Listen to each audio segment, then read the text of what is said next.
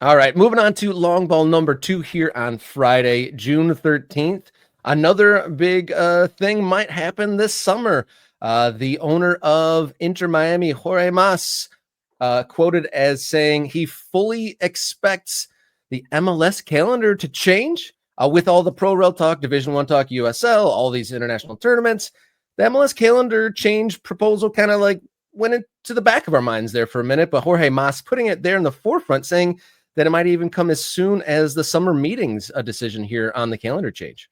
I mean, Jorge Mas is he's a character, right? He's got ambition. He's the one that convinced Lionel Messi to come to America. Obviously he turned the entire team over to Lionel Messi based on who they have signed in their coach. He has been when I say ambitious, I think it can be problematic the way Jorge Mas operates because he seems to be out of step with a lot of MLS ownership. But of course, if you want to see MLS break out of sort of the mundane standard step-by-step approach it's been following for 30 years, you need a Jorge Mas, right? You need somebody who's willing to rock the boat.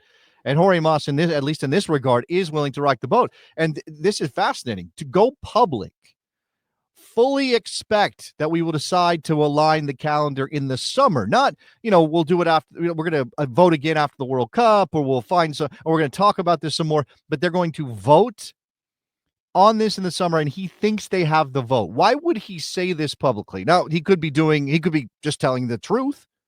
He could say flat out, he could be saying what he believes based on what he has seen around the table, or he could be trying to apply pressure.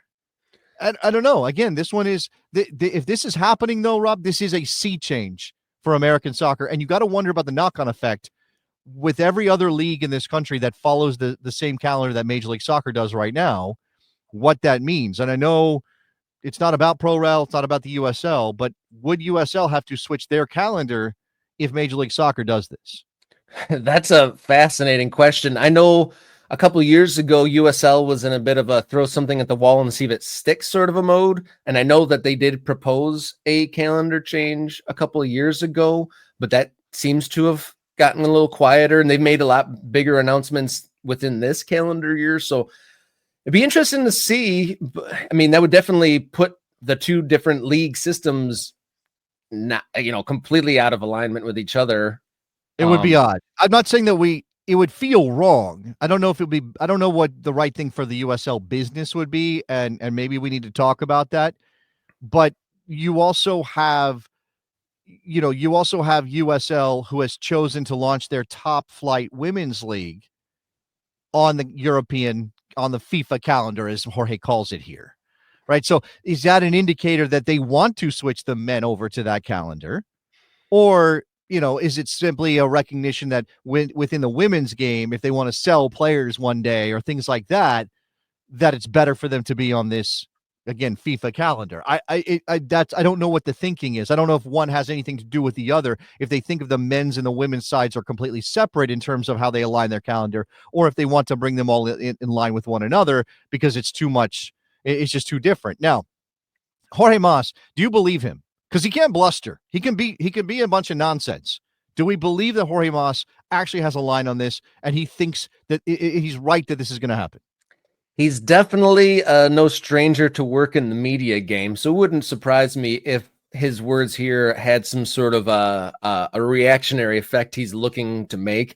And yeah, he is very intentional. He seems like everything is a chess piece to a degree with Mr. Mas.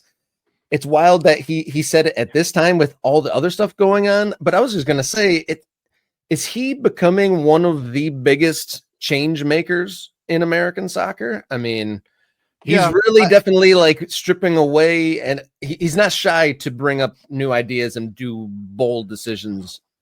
Yeah, well, I think because of the way Major League Soccer was born, you had a bunch of guys who were taking a massive risk, right? The Krafts, the Hunts, the Anschutzes of the world. They were taking massive risks, and they couldn't really be like, you couldn't be a character owner in Major League Soccer, at least not in the early years, because it was such a minor league kind of operation. Like, it it wouldn't bring you any glory to be rattling the cage about American soccer when MLS was playing in NFL venues on artificial turf and 10,000 people were showing up per game or whatever. Yeah. Like, it didn't have any cachet to it. Now, because this is Miami and he's building a stadium and he's got the best player in the world on his team, he's got cachet.